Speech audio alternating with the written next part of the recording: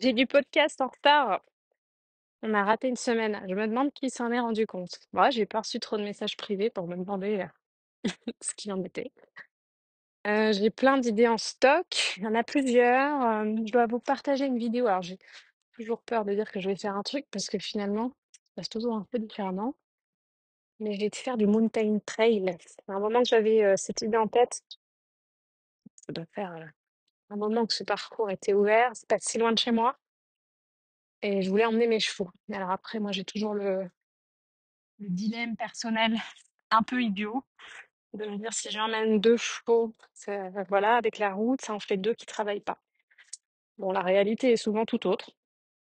Donc j'essaye de lâcher ça et j'essaye d'exprimer ici, par ici, le plus authentiquement possible les différents les trucs qui peuvent se passer dans mon esprit parce que je pense que je suis pas la seule qui peut se faire des petits trips, d'inhibition parce qu'on veut faire parfait, mais que finalement, enfin voilà, on veut en faire plus et puis finalement, c'est un peu dommage de passer à côté de certaines expériences.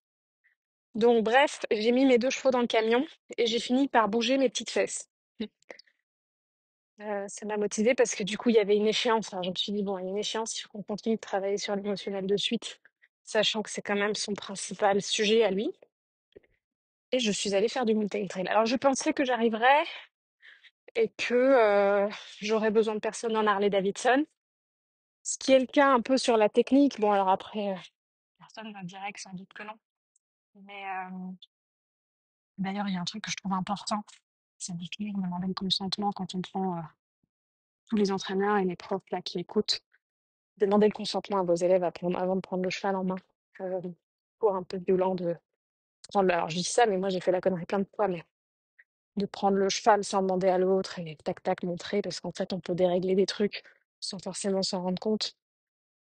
Chacun a un peu son système et forcément au plus on est avancé professionnellement, au plus on a son système. Par contre, du coup je suis arrivée, la personne, j'aime pas citer les noms, mais m'a présenté le parcours. C'est quelqu'un avec lequel j'ai travaillé par le passé qui m'a appris quand même, qui m'a transmis des choses qui ont été très intéressantes dans mon parcours. Et des fois, une phrase change une vie. Oui, enfin voilà, c'est ça que je voulais dire.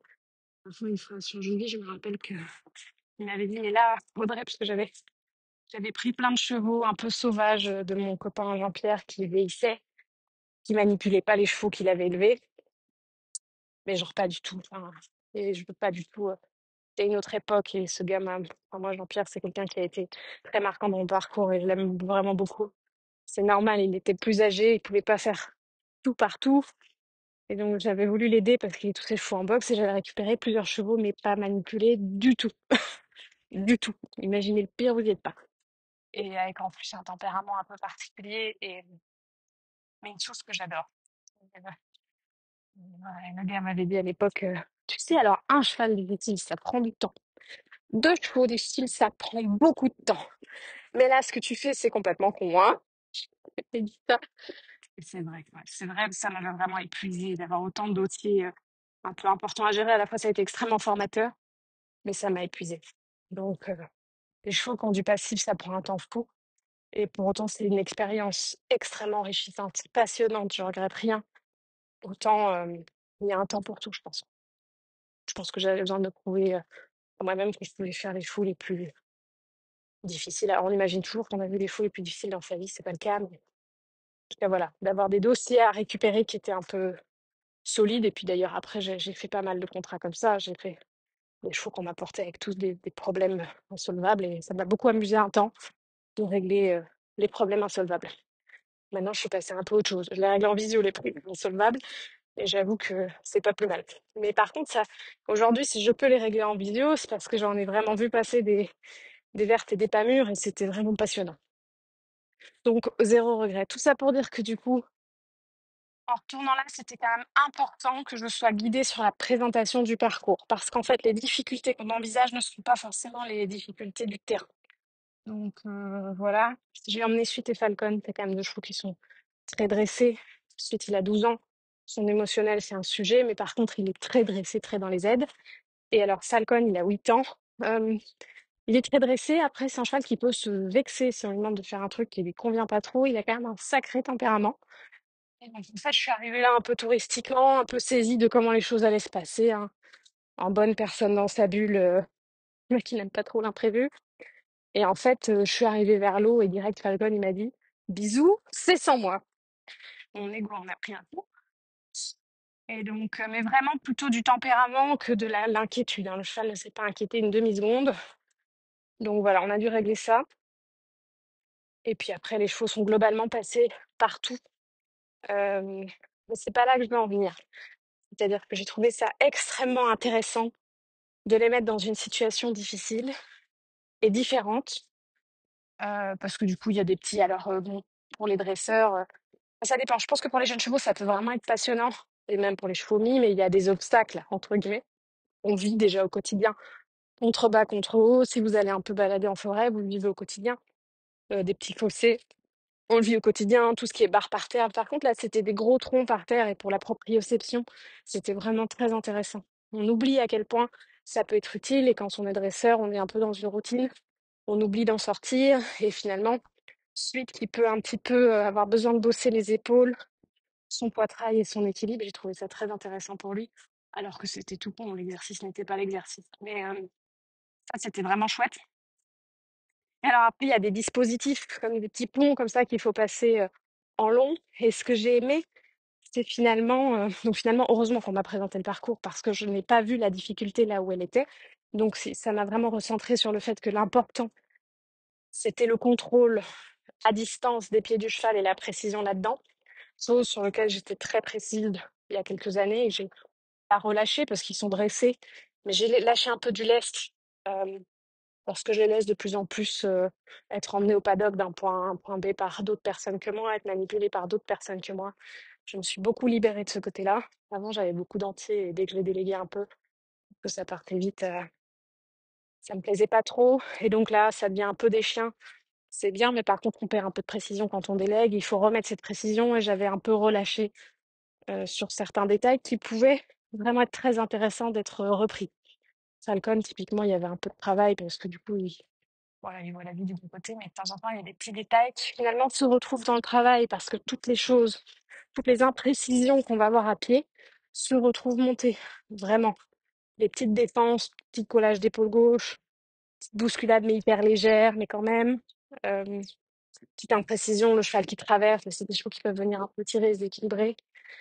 Et j'ai trouvé que c'était très révélateur, que le parcours me soit présenté, qu'on me remette les points sur les i, me dire attention, ce qui compte, c'est pas Disney, c'est pas de tout faire. Bah, alors évidemment, quand on a des chevaux mis, on finit par faire tous les obstacles. En tout cas, à pied, c'est assez easy. Je pense que monter la deuxième fois, ça ira. Euh, mais pour autant, de les passer tous n'est pas le projet. Le projet, c'est de mettre du contrôle dans tous. Et ça, j'ai trouvé ça très intéressant et je suis très contente finalement que ça m'ait été rappelé. Et par contre, il ne faut pas vouloir tous les faire. C'est-à-dire que, par exemple, il y a une waterbox. Ça a été une formalité. Euh, C'est-à-dire qu'il a fallu remettre du contrôle. C'est étroit. Il faut qu'ils passent un pied, l'eau sort. Ça peut les inquiéter un petit peu. Il faut pas qu'ils aient de réaction à la con parce qu'ils pourraient se blesser sinon. Et pour Falcon, par contre, la flotte qui sortait, ça c'était un dossier. Et d'aller se jeter dans l'exercice à vouloir à tout prix que le cheval le passe ici maintenant, c'est un peu dommage. Donc je pense qu'il faut y aller avec beaucoup de sagesse et de sérénité. Et ça permet d'avoir un vrai point sur ce qui est OK ou pas pour le cheval. Donc finalement, Falcon, on a vraiment vu que il s'était exprimé sur l'eau parce que je suis arrivée but en blanc là, en me disant trop facile. Il m'a dit en fait non. Donc, et du coup, forcément, ce passage-là, ça s'est très bien fini. Et c'était facile à la fin. Par contre, la waterbox, ça a été le truc un peu plus sensible pour lui, où finalement, j'ai laissé sur le fait de passer un pied et l'autre. Et je la passerai complètement la prochaine fois. Que suite, finalement, tout était très facile. Il y a eu des trucs d'œil gauche, d'œil droit. Bon, il n'y avait pas plein de drapeaux dans le Mountain Trail, mais le contrôle super, vraiment le cheval très à l'écoute. Et ce qui a été hyper difficile pour lui, c'est le rideau, c'est-à-dire un truc suspendu avec des objets mobiles au travers duquel il doit passer. Ça le touchait. On ne comprenait pas pourquoi il y avait un bout de bois fixe, un bout de bois mobile, et ça, c'était hyper intéressant. En le faisant avec Falcon, je savais que ça lui poserait problème, mais j'avais pas mesuré à quel point. Donc il finit par faire l'exercice, mais un peu dans la fuite. Et typiquement, dans cet exercice-là, j'ai pas tout le contrôle. Je sais pas en vidéo ce que je vais réussir à sortir, pas sortir, si vous pourrez le voir en image. Mais J'ai trouvé que c'était une expérience très intéressante. Alors, est-ce qu'il faut appeler ça mountain trail? Est-ce qu'il faut forcément aller dans un parcours comme ça? Non, bah oui, c'est très chouette, mais on peut en forêt faire déjà plein de choses. Et puis je pense que d'avoir des petits obstacles et des petits tips un peu à la maison de trucs construits, bah, ça dépend un peu des infrastructures. Il y a des endroits où il y a des haies qui se resserrent, ça peut être très intéressant de passer en dessous. Euh, les branchages qui peuvent toucher les chevaux, contrebas, contre haut. Il y a des choses qu'on peut trouver au quotidien qui permettent vraiment une désensibilisation du jeune cheval et un apprentissage de différentes situations, fermer les portes, les ouvrir les portes, ouvrir les portes, monter. Et puis parfois, en fait, dans notre quotidien, entre les balades qu'on a au quotidien et chez nous, il y a des trucs qu'on n'a pas. Et on se rend pas compte que ça peut vraiment être game changer d'aller bosser le cheval sur ce truc-là. Typiquement, moi, ce petit rideau, c'était très intéressant. Donc, j'ai essayé de construire un truc un peu similaire à la maison. Bon, ça traîne là, entre le crocodile gonflable et la licorne gonflable, mais je trouve que ça a été très intéressant pour le cheval. Et finalement, c'est le bilan qu'on peut tirer à la fin de la séance. Donc, il faut pas aller trop loin émotionnellement. Il faut être OK d'aller là-bas pour 45 minutes et pas vouloir faire tout à pied puis tout monter. Il faut vraiment s'adapter à ce que le cheval dit. Pas se satisfaire de franchir l'obstacle, mais aller vraiment chercher du contrôle dans l'obstacle et voir à quel point le cheval est relâché dans son obstacle, dans son franchissement. Voilà, quand est-ce qu'il monte en émotion, quand est-ce qu'il monte pas en émotion et qu'est-ce qui lui pose vraiment problème. C'est la lecture qui est intéressante. Et ensuite, c'est d'aller continuer de travailler les quelques points. C'est exactement quand on bosse au drapeau, finalement, ce qui compte, c'est de savoir quelles sont les zones plus difficiles pour le cheval et quelles sont les choses encore à travailler. Il y a des chevaux qui sont très sensibles de leur environnement, d'autres pas du tout. Il y a des chevaux qui vont être très sensibles de tout ce qui les touche. Il y en a un comme ça à la maison qui est plus lent à débourrer, je le savais. Euh, J'aurais voulu envisager le truc un peu différemment. C'est des chevaux qui sont très intéressants de débourrer dehors. Et il faut faire avec les infrastructures qu'on a, peser le bénéfice-risque et mettre le cheval dans une situation qui sera le plus enseignante et pertinente pour lui, tout en mettant un maximum tous les risques de côté.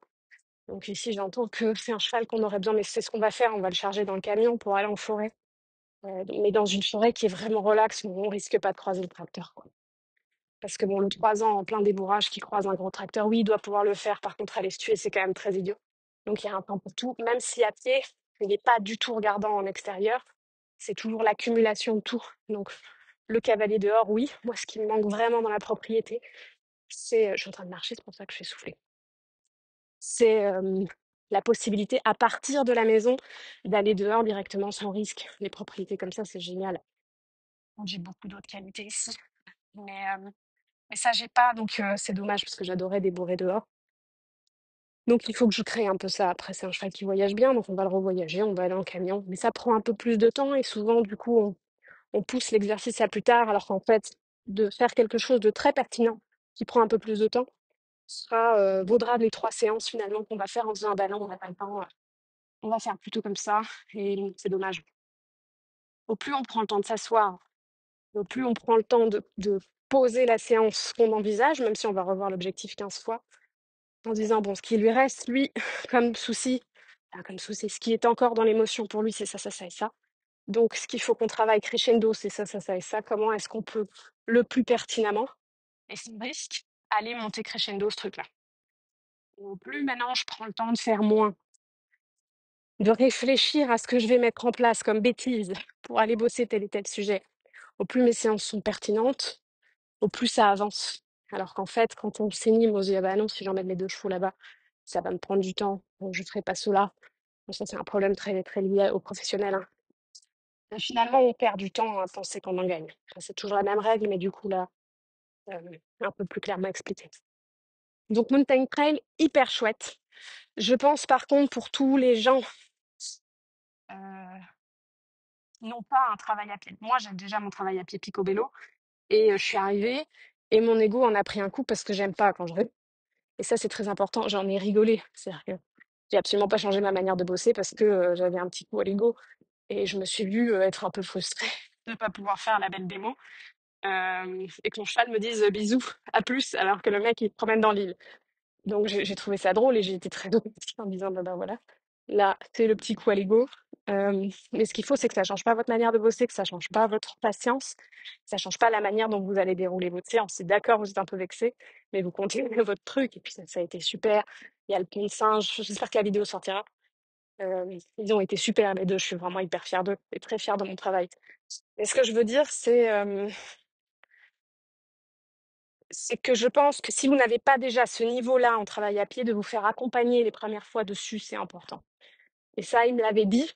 Euh, et puis là, il n'est pas venu très longtemps, mais quand même de présenter le parcours, de me resituer ce qui était important dans ce type de parcours, de me montrer quelle était la difficulté de chaque exercice, bah ça m'a aidé. Donc, Mountain Trail Grave, je le prononce pas bien. Allez-y, c'est vraiment une chouette expérience. Ça resserre votre lien avec vos chevaux, ça propose autre chose, ils sont contents, puis ça vous fait le voyage. Alors après, pareil, euh, pas d'addition. Moi, mes chevaux ont l'habitude de voyager, le voyage ne les a pas mis dans l'émotion. Si vous arrivez déjà avec un cheval qui n'a pas l'habitude de voyager, qui est déjà dans l'émotion de ça, qui en plus va se prendre le parcours de mountain trail, bah, il aura moins d'endurance émotionnelle. C'est comme nous, il n'y a rien de plus épuisant que la fatigue émotionnelle. Donc, quand vous avez une journée avec 15 trucs nouveaux, 6 décisions à prendre qui vous met un peu dans le mal, la septième sera pas forcément à froid. Et donc, toujours par étapes. Vos chevaux ont l'habitude de voyager, c'est cool. Une fois qu'ils ont l'habitude de voyager, qu'ils sont très sereins avec ça, voyager jusqu'à un truc comme ça est une bonne idée, c'est très fun, ça vous fait une après-midi de vacances. Et là, le parcours est très chouette. C'est très chouette. Et par contre, je vous recommande de vous faire en tout cas accompagner théoriquement avec un de vos chevaux pour bien comprendre la première fois comment vous servir du parcours, comment ne pas blesser les chevaux, quelle est la spécificité de chaque obstacle, comment ils se franchissent, hein, parce qu'il y en a qu'on veut prendre dans un sens, ça nous semble logique, et puis finalement, c'est pas tellement conseillé de faire comme ça. Euh, voilà, ça c'est mon petit conseil, et je trouve que c'est d'une grande richesse, quelle que soit votre discipline. Alors les complétistes, évidemment, ils ont quand même tendance à passer plus de choses comme ça, mais le pont de singe, c'est un pont sur lequel les chevaux marchent et le pont bouge. On n'a pas beaucoup d'exercices comme ça. Quelque part, tous les chevaux qui sont un peu inquiets du van, des ponts un petit peu plus surélevés, etc., c'est très intéressant, des bâches. Bon, il faut déjà qu'ils soient relax avec la bâche, hein, mais j'ai trouvé ça très chouette. Et en fait, finalement, il y a plein de petits exercices différents qui vont mettre en lumière une petite faille qui reste à travailler avec le cheval. Donc même un complétiste qui a l'habitude d'être dehors tout le temps, contre haut, contre bas, les troncs trop faciles, bah peut-être qu'en fait, la waterbox, ça peut être un sujet. Le passage très à l'étroit va lui faire travailler ces passages étroits, monter et à sauter, les directionnels. Et peut-être que le pont de singe qui va bouger un peu sous ses pieds va le mettre plus relax pour d'autres choses. Donc, je trouve qu'il y a vraiment à gagner pour beaucoup de disciplines et pour la relation avec le cheval de faire un truc comme ça. Voilà, moi je pense que je vais y retourner encore une ou deux fois, peut-être trois, on verra. Peut-être avec d'autres chevaux. J'aimerais. C'est toujours l'ambition et puis ce qui va se mettre en place. Mais du coup, j'ai décidé, j'avais pris mes deux pots avec le matos pour le faire à pied et monter, sachant que Falcon, il a une petite croûte sur le dos. Je m'étais dit que j'aimais pas trop l'idée de le monter par comment rougir la petite plaie là. Il a joué, c'est vraiment pas grave, mais avec le frottement du tapis. Et suite, j'avais pris son matos monté et en fait, je trouve qu'avoir fait tous les petits dispositifs à pied sereinement, les deux avaient leur dose, sachant qu'ils allaient revoyager. Donc, je reviendrai pour le faire monter, parce que monter, c'est aussi très intéressant. Voilà, je recommande quand même toujours, mais que ce soit en balade, que ce soit même pour les complétistes, de passer beaucoup de choses dans le travail à pied parce qu'en fait, ça donne de la responsabilité et de l'engagement à vos chevaux et de l'autonomie. C'est important qu'ils en aient. Donc ça, je referai un podcast à ce sujet, mais de la mettre dans différentes situations euh, qui leur permettent de développer de la confiance en eux-mêmes, de la confiance en leur capacité à trouver des solutions, beaucoup d'autonomie et de l'engagement. C'est-à-dire qu'ils aient ce truc en eux d'avoir envie de franchir, de résoudre, d'aller vers et pas de fuir. Voilà, suite, il a vu ces bambous là, donc le fameux rideau, il s'est dit: je me casse. Non, c'est pas la bonne réponse. On reste là et on cherche une solution. Et si ça prend une heure, ça prend une heure. Euh, j'ai trouvé ça très intéressant. Et c'est le seul moment où il a voulu se barrer. Où là, il a dit écoute, bisous. Alors que Pont-de-Singe, je pensais qu'il aurait une difficulté, c'était easy pour lui, tout le reste facile.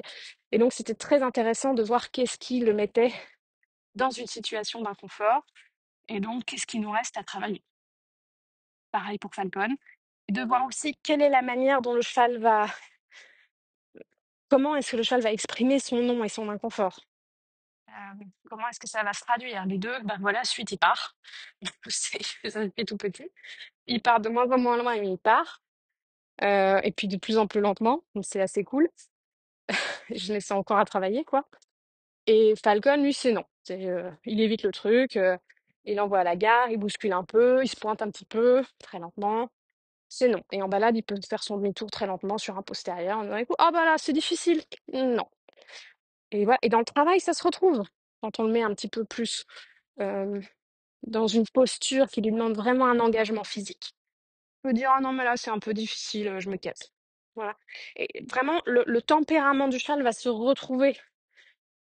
Toutes les failles du dressage vont se retrouver là, toutes les failles de ce qu'on n'a pas mis dans le travail à pied, tout ce qui reste à bosser émotionnellement. J'ai trouvé que c'était un très bon bilan, une très belle expérience pour faire un point et une très chouette aventure à vivre avec eux. Je reste convaincue, en tout cas, moi, les chevaux que j'ai emmenés assez loin, que de construire la relation. Mais c'est ma croyance, parce que je suis pas une cavalière qui se met facilement avec des nouveaux chevaux. J'adore cultiver une profondeur avec les chevaux que j'ai. Alors, peut-être que dans 10 ans, ce sera différent, j'en sais rien. Mais je suis très lente à me mettre avec un cheval, je les étudie beaucoup, je les observe beaucoup et je prends vraiment le temps d'aimer leur fonctionnement et de créer une communication qui marche avec eux spécifiquement. Et donc, ça, c'est ce qui m'anime et je vois vraiment à quel point ça paye. euh, de construire cette relation et de vivre des aventures différentes. C'est-à-dire que c'est tout con, mais d'emmener les chevaux à la plage. Moi, Fidji, on avait été se baigner. Ça avait été trop rigolo, mais ça nous avait vraiment rapprochés. D'emmener les chevaux en vacances, d'aller faire ce mountain trail, d'aller sur des balades un peu plus fun. Un bon cheval de dressage, c'est d'abord un bon cheval d'extérieur, on le sait. Mais je pense, et c'est ce que j'aime aussi dans le fait de courir, on voyage en camion, c'est de les retrouver le matin, c'est pouvoir être vraiment concentré avec eux, de leur offrir un temps différent, mais exactement comme dans une relation humaine. C'est le temps partagé à faire des trucs différents qui fait qu'on apprend à se connaître plus et que le lien se resserre. Et qui du coup permet ensuite une réussite là où on la souhaite. Dans le salon carré, chacun son truc. Mais ça cultive beaucoup. Et finalement, la réussite à chaque fois que j'ai euh, sur le carré, on va dire, je trouve que je peux vraiment la corréler avec le temps passé à faire des trucs un peu différents, à cultiver la relation avec l'engagement dans le lien.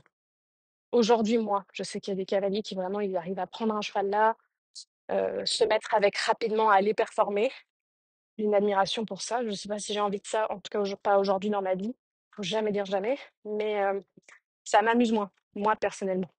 J'aime trop les étudier, j'aime trop aller chercher le meilleur d'eux-mêmes avec une confiance qui est vraiment établie et ça me prend beaucoup de temps. Voilà. Le mountain trail, je vous recommande de vivre ça. Et, et à plus grande échelle, de continuer à vous mettre dans plein de situations différentes où vous vivez des aventures avec votre cheval. Je fais une dernière parenthèse, là, j'ai des stagiaires pour l'instant à la maison. C'est pas le truc que je préfère. J'adore mes stagiaires, je suis trop contente de voir. Ils savent comment je suis. Enfin, je veux dire, ça a été un secret pour personne, que j'aime bien être dans ma bulle, monter mes chevaux, donner quand c'est mon moment de donner, me replier quand c'est le moment de me replier. Et donc, on sait très bien que d'avoir du monde pendant X temps à la maison, ça me coûte. Ça n'est pas contre quiconque. Je suis comme ça.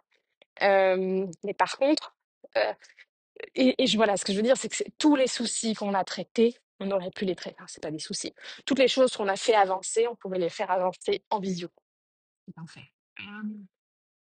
Donc, j'ai vraiment pu constater le bénéfice de l'aventure. C'est-à-dire la personne qui prend son camion arrive jusque-là à la fierté d'elle-même d'avoir vécu ce trajet avec son cheval, truc qu'elle ne fait pas souvent. Ça lui a mis un goal. Comme moi, mes concours, ça me met un goal. Hop, elle est arrivée. La confiance du cheval, qui du coup est dans un environnement différent, son comportement, le fait de travailler dans un endroit différent. Bon, du coup, en plus qu'on travaille sur différents points, dans un espace qui le permettait, Finalement, c'est l'aventure qui était plus enrichissante que l'enseignement lui-même qui aurait pu être divulgué en visio. Et c'est le tout qui fait vraiment un push-up. C'est le cas sur les gros concours en France qui sont très riches parce qu'on reste plusieurs jours, les choses sont en boxe, ils voient plein de terrains différents. On sort du carré, le lendemain on peut faire mieux. C'est très enrichissant. Il y a beaucoup de chevaux qui passent des caps sur les gros concours. Mais plus de par l'aventure, parce que dérouler, bah, vous allez dans une piste, vous déroulez. Là, c'est le tout, c'est l'émulsion qui fait que le lien se resserre, que la compréhension du jeu se met en place. Et la formule du stage permet ça. Même si, techniquement, les choses étaient solvables en visio, ça y a zéro doute là-dessus. C'est l'aventure mise en place qui a été le plus gros effet de levier euh, pour ces personnes. Je ne sais pas si c'est très clair ce que je vous raconte, mais je suppose que ça passera. Donc, Mountain Trail, go et vivez des aventures avec vos chevaux. C'est ce qui tire le plus vers le haut. À plus.